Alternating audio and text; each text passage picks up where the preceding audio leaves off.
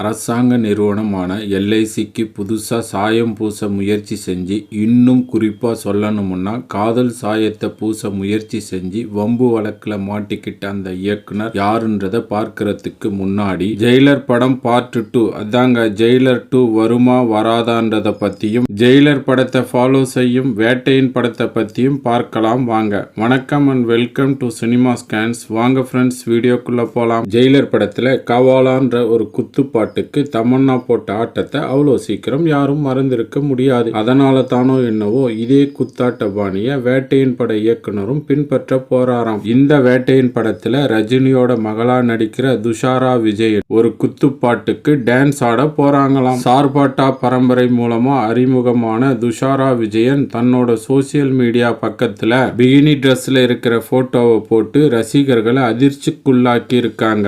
எந்த Tamil நடிகையுமே bikini dress போட்டோஸை போட மாட்டாங்க. ஆனா சுத்தமான தமிழ் நடிகையான இவங்க பிகினி போட்டோஸை வெளியிட்டதை பார்த்தா ஜெயிலர் படத்துல குத்தாட்டம் போட்ட தமன்னாவையே மிஞ்சறதுக்கு வாய்ப்புகள் அதிகமாவே இருக்கு. படம் வெளியாகட்டும். தமன்னா வர்சஸ் துஷாரா விஜயன் யாரு வின்னர்னு பார்த்துடலாம். இருங்க, ஜெயிலர் சம்பந்தமா இன்னொரு அப்டேட்டையும் பார்த்துடலாம். ஜெயிலர் படத்தோட வெற்றியை தொடர்ந்து ஜெயிலர் 2 படத்துல ரஜினி சார் நடிக்க போறதா ஒரு தகவல் வெளியாகி இருக்கு. ஜெயிலர் படத்தோட கிளைமாக்ஸ்ல அவரோட மகன் செத்துடுவார். அதனால 2ஆம் பாகத்துல ரஜினி சாருக்கும் அவரோட பேரனுக்கும் நடுவுல இருக்கிற உறவை மையமா வச்சு கதையை நெல்சன் ரெடி பண்ணிட்டு வரதா சொல்றாங்க. ஆனா நம்ம ரஜினி சாரை பொறுத்த வரைக்கும் 2ஆம் பாகத்துல பார்ட் 2ல இதுவரைக்கும் நடிச்சதில்லைன்றதால ஜெயிலர் 2 வருமானதை பொறுத்திருந்துதான் பார்க்கணும். இப்போ அடுத்ததா காதல் சாயத்தை பூச முயற்சி செஞ்ச அந்த இயக்குனரை பத்தி பார்த்துடலாம். எல்ஐசினாலே எல்லோருக்கும் ஞாபகத்துக்கு வரது அரசு நிறுவனமான லைஃப் இன்சூரன்ஸ் கார்பரேஷன் தான். இதையே இயக்குனர் விக்னேஷ் சிவன் தன்னோட படத்துக்கு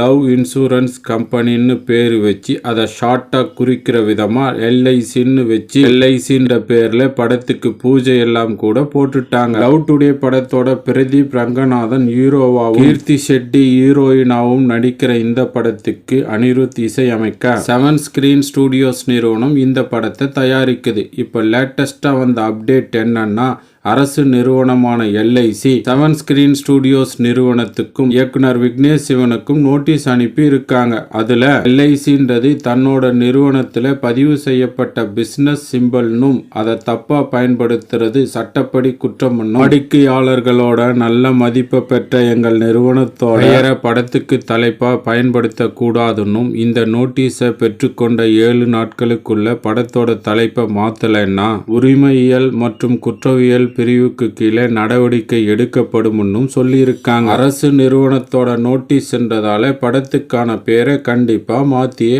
ஆகணும். அதனால பேரை மாத்தி என்ன பேரை வைக்க போறாங்கன்னு பார்க்கலாம். இதே மாதிரி சுவாரஸ்யமான அப்டேட்ஸோட அடுத்த வீடியோல சந்திக்கிறேன். நீங்க நம்ம சேனலுக்கு நியூ ஒன்னா இருந்தா சப்ஸ்கிரைப் பண்ணி சப்போர்ட் பண்ணுங்க. தேங்க்ஸ் ஃபார் வாட்சிங். நன்றி, வணக்கம்.